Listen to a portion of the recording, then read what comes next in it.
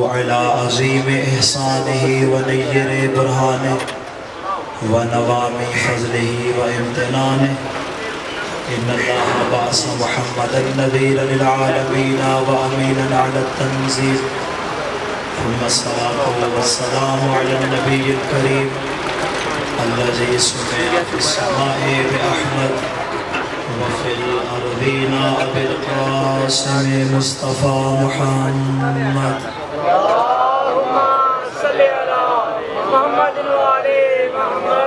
وعلى أهل بيته الطيبين الطاهرين المعصومين المظلومين المنتجبين المنتخبين الذين أذهب الله عنهم الرجس وطهرهم تطهيرا.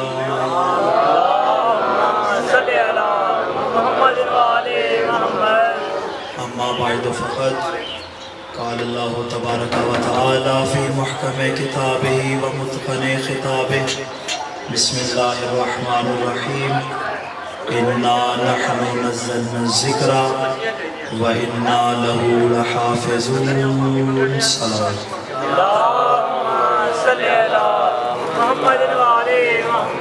سامنے دیوکار ارباب فکر و دانش، میں نے آپ کے سامنے خداوند متعال کی لا ریب اور بے عیب کتاب قرآن مجید کا سورہ مبارکہ حجر کی 9ویں آیت پڑھنے کا شرف حاصل کیا کہ جس میں خالق کردگار ارشاد فرما رہا ہے کہ ہم ہی ہیں کہ جس نے اس ذکر کو نازل کیا اور ہم ہی اس کی حفاظت کرنے والے ہیں.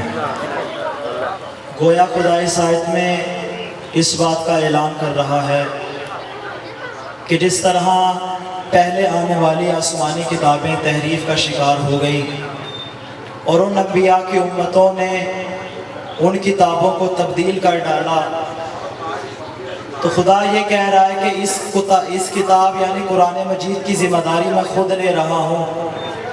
یعنی اب دنیا کو کوئی انسان اگر چاہے بھی تو اس میں تبدیلی نہیں کر سکتا. ہم مل کے سوال کریں گے بار الہ یہ کیسے ممکن ہے کہ تو اس کتاب کی حفاظت کرے گا؟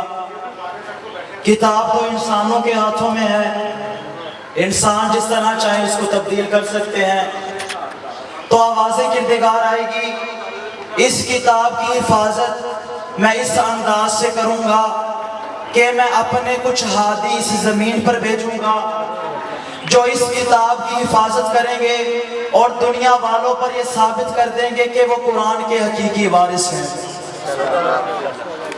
قرآن کتاب ہے اور کتاب کے لیے کوئی پڑھانے والا بھی چاہیے، تو اللہ نے کچھ ایسی ہستیاں بھیجی جنہوں نے اس کتاب کو پڑھایا اور اس کتاب کی حفاظت بھی کی اور اس کتاب میں جو کچھ بیان ہوا اس کے مقصد کو بھی پہنچایا. امیر المومنین کا وہ مشہور و معروف جملہ کہ جب عبداللہ ابن عباس نے مولا سے پوچھا تھا قرآن کے متعلق تو مولا نے ارشاد فرمایا تھا اللہ نے پوری کائنات کا علم اس کتاب قرآن مجید میں رکھ دیا اور قرآن مجید کا علم خدا نے سورہ فاتحہ میں رکھ دیا اور سورہ فاتحہ کا علم اللہ نے بسم اللہ الرحمن الرحیم میں رکھ دیا اور بسم اللہ کا علم اللہ نے لفظ بسم اللہ میں رکھ دیا اور بسم اللہ کا علم اللہ نے اس نقطے میں رکھ دیا جو بسم اللہ کے نیچے ہے. پھر مولا نے ارشاد فرمایا وَعَنَ النُّقْطَةُ الَّتِي تَحْتَ الْبَاءِ، اور میں علی ابن ابی طالب وہ نقطہ ہوں جو اس بسم اللہ کی با کے نیچے ہے. گویا علی یہ کہہ رہے ہیں کہ اگر پوری کائنات کے علوم کو سمیٹا جائے تو مجھ علی کی ذات بنتی ہے اور اگر علی کے علوم کو پوری کائنات میں پھیلا دیا جائے تو ساری کائنات بنتی ہے. یہی تو وجہ ہے کہ ہم علی کو مولا نہیں کہتے بلکہ علی کو مولائے کائنات کہتے ہیں. وہ اور ہوں گے جو صرف مولا ہوں گے، ہمارے علی مولائے کائنات ہیں. میں گفتگو کروں گا قرآن اور وارث قرآن کے بارے میں. قرآن اگر خدا نے اس دنیا میں بھیجا ہے تو اس کو جو ہی لاوارث نہیں چھوڑا بلکہ اس کے وارث اس دنیا میں موجود ہیں. اللہ نے اس قرآن کو جب بھیجا تو اس میں جو جو آیات بھیجی ان آیات میں اللہ نے اپنے وارثان کا تعارف بھی کروایا. وہ کس انداز میں؟ وہ اس طرح کہ چونکہ قرآن کتاب ہدایت ہے تو اس کا جو وارث ہوگا وہ ہادی ہوگا. میں اپنے جملے کا ضامن ہوں. قرآن ہدایت کی کتاب ہے تو اس کا مطلب یہ ہوا کہ علی چونکہ اس کتاب کا وارث ہے اس لیے علی ہادی ہے. یہ قرآن لا ریب اور بے عیب ہے اور علی کی ذات بھی لا ریب اور بے عیب ہے. اللہ نے اگر پورے دنیا کے علوم کو اس قرآن میں رکھ دیا تو اللہ نے 1.25 لاکھ انبیاء کی صفات بھی علی میں رکھ دی. گویا میں اپنے ایک جملے میں پوری بات بیان کیوں نہ کر دوں کہ اگر ہم قرآن کو لکھنا چاہیں تو علی لکھ دیا جائے اور اگر کسی مقام پہ علی لکھنا چاہیں تو قرآن لکھ دیا جائے، اس لیے کہ علی وارث قرآن ہے. لوگ ہمیں کہتے ہیں کہ آپ علی کا ذکر کرتے ہیں صحابہ کا ذکر نہیں کرتے. صحابہ محترم ہیں، صحابہ کو بہت بلند مقام ہے. عام انسان صحابہ کے مقام تک نہیں پہنچ سکتے، مگر میں یہ جملہ بھی کہہ دوں صحابہ علی کے مقام تک بھی نہیں پہنچ سکتے، اس لیے کہ صحابہ اور ہیں علی اور ہے. بھائی صحابہ کیا تھے؟ اللہ نے جب صحابہ کو حکم دیا اقیموا الصلاۃ، نمازیں پڑھو، صحابہ نے نمازیں پڑھی. اللہ نے حکم دیا آتوا الزکوٰۃ، زکوٰۃ دو، صحابہ نے زکوٰۃ دی. اللہ نے حکم دیا یا ایھا الذین آمنوا کتب علیکم الصیام کما کتب علی الذین من قبلکم، اے لوگوں تم پر روزے فرض کیے گئے. صحابہ نے حکم پر عمل کیا، روزے رکھے.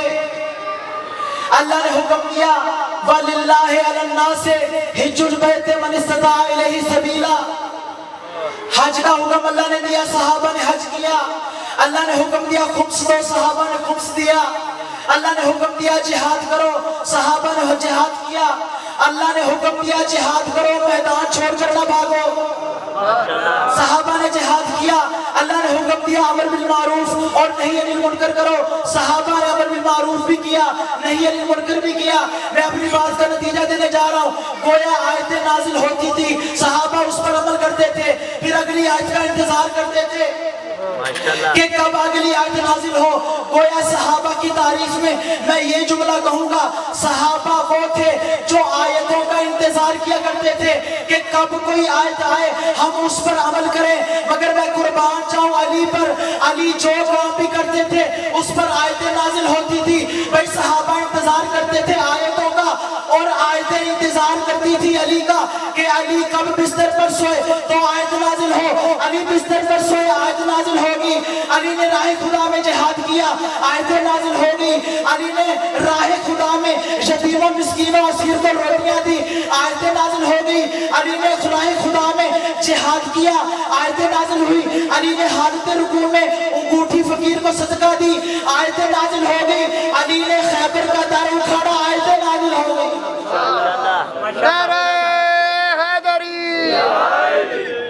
صحابہ آیتوں کے انتظار میں رہتے تھے اور آیت علی کے انتظار میں رہتے تھے.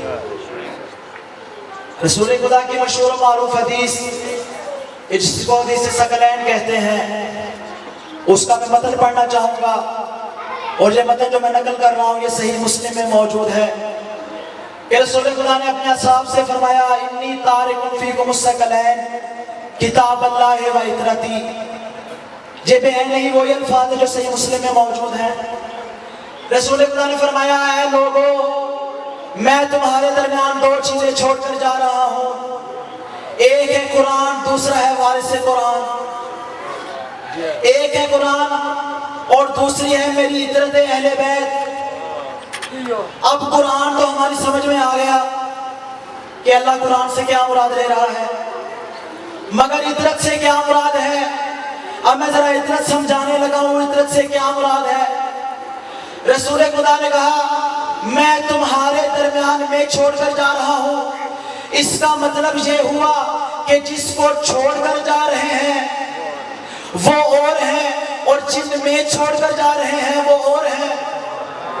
اب ممکن ہے کوئی یہ سوال کرے کہ بھائی یہ آپ نے اور کیا لگائی ہوئی ہے، تو بھائی توجہ سنیے، جملہ میں بیان کرنے لگا ہوں۔ رسول خدا یہ فرما رہے ہیں کہ جس طرح تم لوگوں پر میری اطاعت کرنا واجب ہے ویسے قرآن کی اطاعت کرنا واجب، اسی طرح اہل بیت کی اطاعت کرنا واجب۔ گویا رسول یہ کہہ رہے ہیں کہ جن پر اطاعت کرنا واجب وہ اور ہیں، جن کی اطاعت کرنا ہے وہ اور ہیں۔ گویا رسول نے اس بات کو بیان کر دیا کہ اطاعت کرنے والا اور جس کی اطاعت کی جا رہی ہے وہ کبھی برابر نہیں ہو سکتے۔ بہت عظیم مقام ہے علی بن ابی طالب کا۔ اور جب اصحاب پوچھا کرتے تھے رسول خدا سے علی کا مرتبہ، تو رسول خدا نے ہر مقام پہ علی کا تعارف کروایا اور کہا علی وارث قرآن ہے۔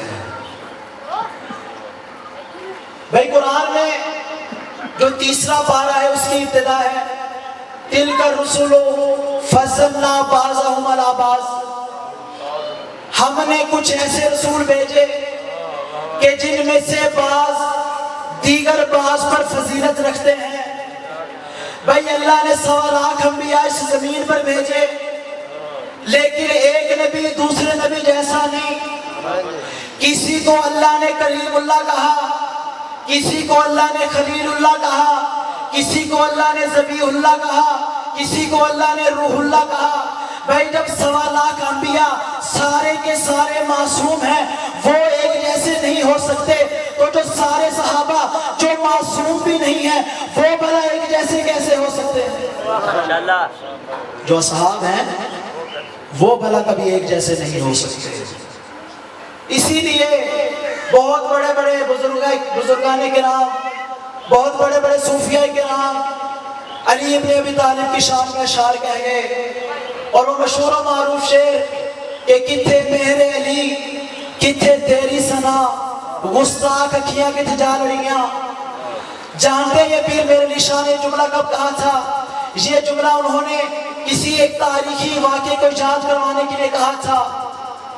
جب رسول خدا نے فتح مکہ کر لیا، فتح مکہ کرنے کے بعد رسول خدا نے علی کو اپنے دوش پر سوار کیا، تب پیر میرے علی شاہ نے کہا کہ کتھے مہر علی کتھے تیری ثنا، گستاخ اکھیاں کتھے جا لڑیاں۔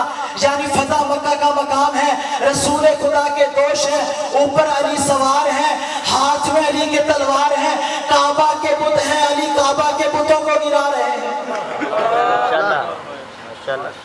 علی کی معرفت حاصل کرنا ہے تو بہت عظیم سوچ چاہیے۔ آج کے لوگ کہتے ہیں ہمیں قرآن سمجھ میں نہیں آتا۔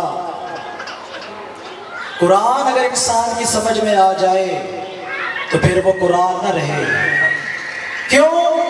اس لیے کہ اللہ نے قرآن کو زندہ معجزہ قرار دیا۔ اللہ نے ہر نبی کو جب زمین پر بھیجا تو اسے ایک خاص معجزہ عطا کیا، اور جو معجزہ اللہ نے نبی کو دیا وہ اس زمانے کے مطابق تھا۔ اللہ نے حضرت موسیٰ کو جب فرعون کی جانب بھیجا، اللہ نے ان کو 2 معجزے دیے۔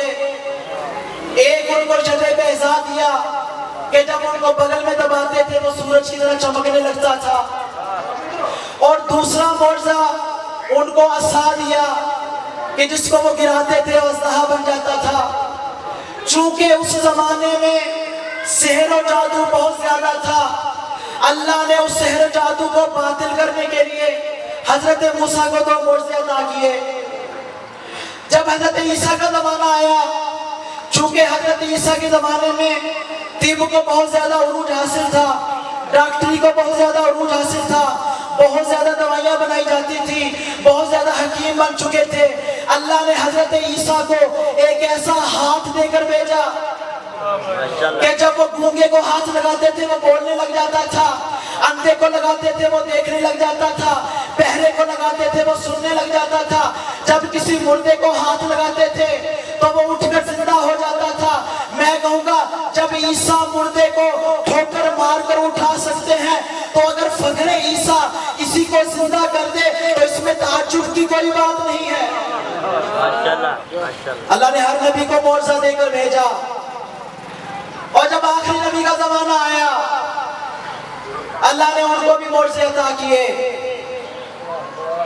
جس زمانے میں رسول خدا اس دنیا میں تشریف لائے، اس زمانے میں عرب والوں کو اپنی دو چیزوں پر بہت ناز تھا۔ ایک ان کو اپنی زبان پر ناز تھا۔ عرب والے خود کو عربی کہتے تھے، اور جو عربی نہیں بولتے تھے ان کو اجمی کہتے تھے۔ اجمی کا مطلب ہے گونگا، یعنی وہ اپنے علاوہ دیگر زبانیں بولنے والے کو گونگا کہتے تھے، یعنی جو عربی نہیں بولتا تھا اس کو وہ انسان ہی نہیں سمجھتے تھے۔ ان کو اپنی زبان عربی پر بہت ناز تھا۔ اور دوسری چیز تھی تلوار۔ عرب والوں کو اپنی تلوار پہ بہت ناز تھا۔ ذرا سی بات پہ تلوار نکال لیتے، قبیلوں کے درمیان کئی 100 سال تک جنگیں جاری رہتی۔ تو عرب والوں کو دو چیزوں پہ ناز ہوا، ایک ان کو اپنی زبان پر ناز تھا، دوسرا ان کو اپنی تلوار پہ ناز تھا۔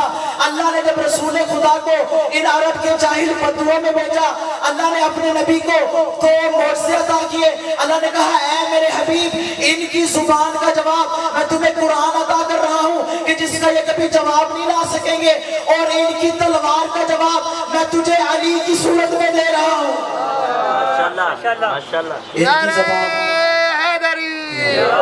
ان کی زبان کا جواب قرآن مجید ہے، اور ان کی تلوار کا جواب علی ہے۔ اور یہ قرآن میں چیلنج موجود ہے کہ اللہ نے کہا تھا کہ اگر تم سمجھتے ہو کہ قرآن کچھ نہیں ہے تو تم اس جیسی ایک کتاب لے کر آؤ۔ اور جب کتاب نہ لا سکے پھر اللہ نے کہا چلو کتاب نہ صحیح، اس قرآن جیسے 10 سورہ لے آؤ۔ وہ 10 سورہ بھی نہ لا سکے، تب اللہ نے سورہ کوثر نازل کیا۔ چھوٹا سورہ اِنَّا أَعْطَيْنَاكَ الْكَوْثَرَ فَصَلِّ لِرَبِّكَ وَانْحَرْ إِنَّ شَانِئَكَ هُوَ الْأَبْتَرُ۔ اللہ نے کہا میں یہ 3 آیات دے رہا ہوں، ان 3 آیات جیسی کوئی آیات لے آؤ۔ جب ان 3 آیات کو دیوار کعبہ پہ لٹکا دیا گیا، تمام عرب کے بڑے بڑے شاعر جمع ہو گئے۔ ان میں ایک ایسا شاعر بھی تھا جس کا تاریخ نے شاشا نام لکھا ہے۔ وہ ایسا شاعر تھا جو پورے سال کے بعد اپنی زبان کھولا کرتا تھا۔ اس کو اپنی زبان پہ اتنا ناز تھا، وہ کہتا تھا اگر میں بولوں گا میری فصاحت و بلاغت کم ہو جائے گی۔ جب سارے شاعر مل کر اس شاشا کے پاس آئے اور کہا یہ جو 3 آیتیں آئی ہیں ان آیتوں کا جواب تو لاؤ، شاشا نے ایک مرتبہ قلم اٹھایا، اس آیت کا جواب لکھنا چاہا، نہ لکھ سکا، پھر قلم اٹھایا، جواب لکھنا چاہا، نہ لکھ سکا، تیسری مرتبہ جب جواب لکھنے لگا ایک مرتبہ قلم پھینک کر اپنی زبان سے کبھی نہ بولنے والا شاعر بول کر کہتا ہے ما ھذا من کلام البشر، یہ کسی عام آدمی کا کلام نہیں ہے، یہ کلام کسی عام انسان کا کلام نہیں ہے۔ اور وہی لہجہ، وہی معرفت بھرے جملے جو قرآن مجید میں ہے، وہی معرفت بھرے جملے علی کے کلمات میں ملتے ہیں، اس لیے کہ علی وارث قرآن ہے۔ اگر قرآن کو مانتے ہیں تو پہلے وارث قرآن کو ماننا ہوگا، اس لیے کہ یہ قرآن ایسی کتاب ہے، یہ جملہ تاریخ میں موجود ہے کہ کئی مرتبہ واقعہ بھی پیش آیا کہ قرآن ایسی کتاب ہے کہ جس میں یہ صلاحیت ہے کہ باطل کے ہاتھ پہ جائے تو حق کو چھپا لیتی ہے، اور حق کے ہاتھ پہ آئے تو حق کھول کھول کر بیان کر دیتی ہے۔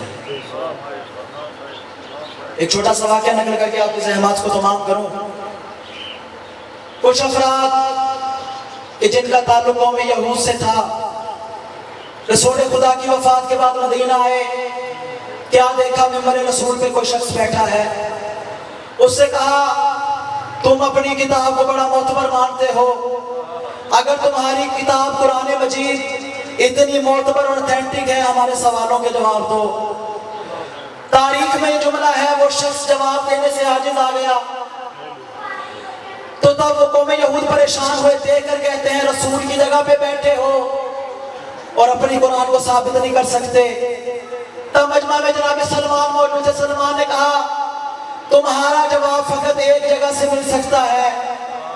اب یہ سارے کے سارے افراد جمع ہو کر علی کے دروازے پر آئے اور آ کر کہنے لگے اے رسول خدا کے حقیقی وارث، قرآن کا مسئلہ پیش آ گیا ہے، جواب دیجئے. علی نے ایک مرتبہ ان افراد کی جانب دیکھا اور دیکھ کر کہا تم تو کہتے تھے ہمارے لیے قرآن ہی کافی ہے، تم تو کہتے تھے ہمارے لیے قرآن ہی کافی ہے، اب کیا ہوا؟ قرآن کا جواب کیوں نہیں دیتے؟ کہا علی یہ آپ کی کتاب ہے، آپ ہی جواب دیجئے. علی نے ایک مرتبہ قرآن مجید کھولا، ہاتھ رکھ کر کہا تمہارا جواب اس مقام پر ہے. دیکھنے والے نے کہا مولا آپ نے کتاب دیکھی نہیں اور دیکھ کے بغیر ہی بتا دیا. مولا نے کہا اگر میں دیکھ کر بتاؤں تو میں قرآن کا وارث ہی نہیں ہو سکتا. گویا میں کہوں امام نے صحیفہ کھولا، آیات نے امام کو سلام کیا، آیتوں نے امام پہ درود پڑھا. گویا قرآن نے ثابت کر دیا اگر یہ غاصب کے ہاتھ پہ جائے تو یہ حق کو چھپا لیتا ہے، اگر وارث کے ہاتھ میں آئے تو حق کو کھول کر بیان کر دیتا ہے. بس عزادارو، اسی علی کا عظیم بیٹا تھا عباس. علی کی شجاعت کا وارث عباس. عزادارو، وفا کی عظیم ترین مثال جناب عباس ہے. دنیا میں جتنے بھی پرچم ہیں ہر پرچم کی ایک سرحد ہے. پاکستان کا پرچم آپ پاکستان میں لگا سکتے، انڈیا میں نہیں لگا سکتے. جو انڈیا کا پرچم ہے وہ آپ افغانستان میں نہیں لگا سکتے.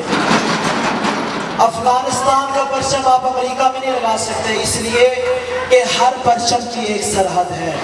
سرحدوں کے ساتھ ہر پرچم سرنگو ہو جاتا ہے. پوری دنیا میں ایک ایسا پرچم ہے جو کسی سرحد کا پابند نہیں، وہ عباس کا علم ہے. اس لیے کہ عباس نے تاریخ میں کچھ ایسا کر دکھایا کہ دوبارہ کوئی عباس جیسا کام نہ کر سکا. عزادارو، 8 محرم کا روز آیا، مولا حسین نے اپنا لشکر ترتیب دیا. جو لشکر کا دایاں حصہ تھا وہ جناب زہیر ابن کین کو دیا، لشکر کا بایاں حصہ حبیب ابن مظاہر کو دیا، اور اپنے لشکر کا علمدار عباس ابن علی کو بنایا.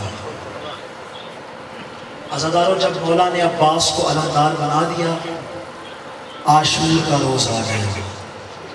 ایک مرتبہ لاشیں آنے شروع ہوئے. جب ایک صحابی کا لاشا آ گیا، عباس نے کہا مولا مجھے اجازت ہے، عباس میدان میں جانا چاہتا ہے. مولا نے کہا عباس تو تیرے لشکر کا علمدار ہے، تو چلا گیا تو سب کی کمر ہمت ٹوٹ جائے گی.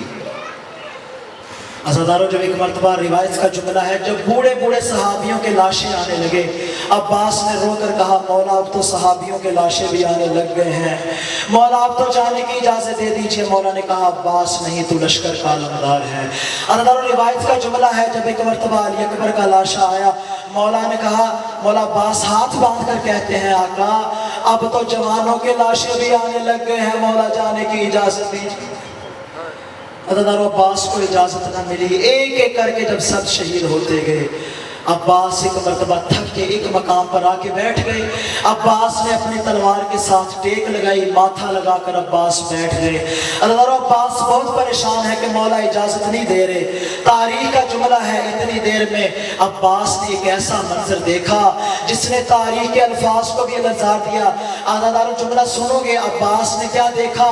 ایک 4 سالہ بچی ہے جس کے ہاتھ میں مشکیزہ ہے، وہ مشکیزہ الٹ الٹ کے دیکھ رہی ہے، شاید اس کے بھیا علی اصغر کے لیے کوئی تھوڑا سا پانی موجود ہو. بس عزادارو، عباس نے جب یہ منظر دیکھا، ایک مرتبہ سکینہ سے کہا سکینہ تم اپنے بابا کے پاس جاؤ، میرے لیے اجازت دے دو، میں تمہیں دریا سے پانی لا دوں گا. عزادارو، جناب سکینہ کو مولا عباس نے گود میں اٹھایا، गोद में उठाकर उस मकाम पर है जहाँ मौला हुसैन तशरीफ फरमा थे। मौला हुसैन ने एक मरतबा जनाब सकीना को देखा, एक मरतबा अब्बास को देखा, फिर अल्लाह जाने मौला ने दिल में ये कहा होगा, सकीना आज तू खुद अपने हाथों से चचा अब्बास को दरिया पे भेज रही है। सकीना कल जब शिमर तुझे तमाशे मारेगा, सबसे पहले तू अब्बास को आवाज देगी तो सबसे पहले फुरात की जाने मुंह करके कहेगी, अरे चचा अब्बास आ देख तेरी भतीजी के साथ क्या सुलूक हो रहा है। अजरुल्लाह अजरुल्लाह। बस ज़दारो, मौला ने कहा अब्बास जाओ मैं तुम्हें खुदा हाफिज करता हूँ, लेकिन अब्बास जाने से पहले एक मर्तबा अपनी बहन ज़ैनब से मिल लो, अपनी बहन ज़ैनब को आखिरी बार अलविदा कर लो। अल्लाह सुनोगे जुमला, मौला अब्बास खेमे के दरवाजे पर आए, खेमे के अंदर नहीं आए, बाहर से आवाज देकर कहते हैं, आका ज़ादी अब्बास का आखिरी सलाम कबूल कीजिए। अल्लाह जब जनाब ज़ैनब आलिया ने सुना, कहा अब्बास ऐसे विदा न करो, खेमे के अंदर आओ। अल्लाह तारीख में जुमला मिलता है, जनाब ज़ैनब आलिया ने अब्बास को अपने सीने से लगाया और सीने से लगाकर कहा, अब्बास जब मैं एक मर्तबा कूफे आई थी, मेरे बाबा ने कहा था, ज़ैनब आज तू अमीरजादी बनकर आ रही है, कल यही कूफा होगा, कूफा वाले तुझे पत्थर मारेंगे और कहेंगे पत्थर मारो, अली की बेटी आ रही है। अब्बास मैं सोचा करती थी कि जिसका अब्बास जैसा भाई हो, भला उस ज़ैनब को कौन पत्थर मार सकता है, मगर अब्बास जब तुमने अलविदा कहा मैं समझ गई है मेरे हाथों में रस्सियां बांधी जाएंगी। कहा अब्बास जाओ खुदा हाफिज। अब्बास एक मरतबा दरिया पर आए, दरिया से कब्जा छुड़वाया, कई लाइनों को अब्बास ने फिरनार किया। अब्बास ने एक मरतबा दरिया पे मशकीज़ा भरा, अब्बास ने एक मरतबा चुल्लू में पानी लिया। सुनो कि जुमला, अब्बास पानी पीने लगे। अल्लाह जाने अब्बास के जहन में क्या ख्याल आया, अब्बास ने पानी वापस फुरात में गिरा दिया। अजब नहीं, मौला अब्बास ने कहा होगा, अब्बास तेरा मौला हुसैन भी प्यासा है, अब्बास सकीना भी प्यासी है, अरे शिशमहाल असगर भी प्यासा है। अब्बास तू तो पानी पी लेगा, अरे 6 माह का अली असगर क्या करेगा। अजर मौला अपना आंसू को कबूल करे। बस एक दो जुमले और आपकी ज़हमत को तमाम करूं। मौला अब्बास एक मरतबा दरिया से पानी भर कर आए, शिमरे लईन ने आवाज दी, ये पानी खैमों तक नहीं जाना चाहिए। एक लईन आगे बढ़ा, उसने तलवार का वार किया, अब्बास का दायां बाजू कदम हुआ। मौला अब्बास ने एक मरतबा घोड़े को एड़ लगाई, लेकिन एक लईन ने दरख्त के पीछे छुपकर वार किया। अब्बास का दूसरा बाजू भी कदम हुआ। एक मरतबा अब्बास ने मिश्कीज़े को दांतों में लिया, कहा जैसे भी हो मैं ये पानी सकीना तक पहुंचा दूं।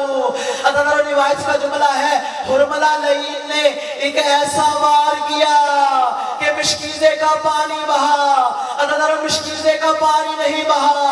अब्बास की सारी उम्मीदें टूट गई। एक मरतबा अब्बास ने घोड़े को रोका, कहा अब तो पानी नहीं है, खेमे में क्यों जा रहा है।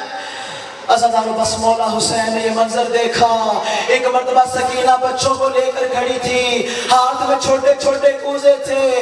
कहा बच्चों मेरे चचा अब्बास दरिया पे पानी लेने गए हैं, जब पानी लेकर आएंगे मैं सबसे पहले अपने भैया अली असगर को पानी दूंगी। अज़ादारों, जैसे ही सकीना ने देखा कि चचा का आलम नजर नहीं आ रहा, एक मरतबा मौला हुसैन से कहा बाबा जरा चचा का पता कीजिए, अरे मुझे अपने चचा नजर नहीं आ रहे। जैसे ही मौला हुसैन लाशे पर पहुंचे, क्या देखते हैं अब्बास की एक आंख में तीर है, दूर की दूसरी आंख बंद है। कहा अब्बास आखिरी मर्तबा तो मुझे भाई कह दो, अरे सारी जिंदगी मुझे आका कहा है, अरे कभी मुझे भाई नहीं कहा। एक मर्तबा अब्बास ने भाई कहा और भाई की गोद में अपना दम तोड़ दिया। बस नज़ारो, जब मौला हुसैन खेमे में वापस आए, मौला खाली अलम लेकर आए हैं। अलम तो आ गया मगर अलमदार ना आया। जनाब ज़ैनब आलिया ने सब बीबियों को जमा किया, कहा है बीबियों जब मदीना से चली थी मैंने कहा था मैं तुम्हारे पर्दे की ज़ामिन हूँ। अरे जब करबला में पहुंचे थे मैंने कहा था बीबियों मैं तुम्हारे पर्दे की ज़ामिन हूँ। बीबियों आज मेरा زمین پر آ گیا، میں اپنے پردے کی ضمانت واپس لیتی ہوں، اب ہر بی بی اپنے پردے کی خود نگران ہے۔ بس عزادارو ایک آخری جملہ، جب مولا عباس کی شہادت کی خبر بشیر نے مدینہ میں پہنچائی، بشیر ایک مرتبہ اعلان کر رہا تھا قتل الحسین بکربلا، ارے زہرا کا لال حسین کربلا میں مارا گیا، علی کا لخت جگر کربلا میں مارا گیا۔ بی بی ام المؤمنین بہت زیادہ ضعیف ہو چکی تھی، ایک مرتبہ ہاتھ میں عصا لیا، فضل کو ساتھ لیا، مسجد نبوی میں آئی، کہا بشیر تو کیا اعلان کر رہا ہے؟ بشیر رو کر کہتا ہے بی بی میں اعلان کر رہا ہوں حسین مارا گیا۔ بی بی نے کہا تو کس حسین کی بات کر رہا ہے؟ بشیر رو کے کہا میں زہرا کے لال حسین کی بات کر رہا ہوں۔ بی بی نے کہا میں یہ نہیں مانتی کہ حسین شہید ہو جائے۔ بشیر نے کہا بی بی وہ کیسے؟ بی بی رو کر کہتی ہے اس لیے کہ جس کا عباس جیسا بھائی ہو، ارے میں حسین کبھی شہید نہیں ہو سکتا۔ ایک مرتبہ بشیر نے کہا بی بی عباس بھی شہید ہو گئے۔ بی بی نے کہا میں نہیں مانتی عباس شہید ہو گئے ہو۔ بشیر نے کہا بی بی نہیں وہ شہید ہو گئے، ان کے سر میں ایک نیزہ لگا تھا، وہ زین سے زمین پر آ گئے۔ بی بی نے کہا میں نہیں مانتی کہ میرا عباس نیزے کے وار کو نہ روک سکے، ارے میرا عباس تو وہ ہے جو ایک ہاتھ سے نیزے کے دو حصے کر دیتا ہے۔ بشیر نے کہا نہیں بی بی، جب تمہارا عباس زین سے زمین پر آیا تھا عباس کے بازو سلامت نہیں تھے۔ عزیزانو سنو گے جملہ، ایک مرتبہ بی بی نے ماتم کرنا شروع کیا۔ بشیر نے کہا بی بی کیا عباس کی شہادت برداشت نہ ہوئی؟ بی بی رو کر کہتے ہیں نہیں، میں اس بات پہ رو رہی ہوں کہ جب بھی انسان بلندی سے زمین پر آتا ہے تو انسان اپنے بازوؤں کا سہارا لیتا ہے۔ ارے میرا عباس جب زین سے زمین پہ آیا ہوگا، ارے میرے عباس کے تو بازو بھی نہیں تھے، اللہ جانے عباس سینے کی جانب زمین پہ گرا یا پشت کی جانب سے آیا۔ بشیر رو کر کہتا ہے بی بی جب آپ کا عباس زین سے زمین پر آیا تو تیروں نے عباس کے سینے کو چھید دیا۔ بی بی جب عباس زین پر آیا تو اس کا لاشا سلامت نہیں تھا۔ انا للہ و انا الیہ راجعون۔ وسيعلم الذين ظلموا أي منقلب ينقلبون۔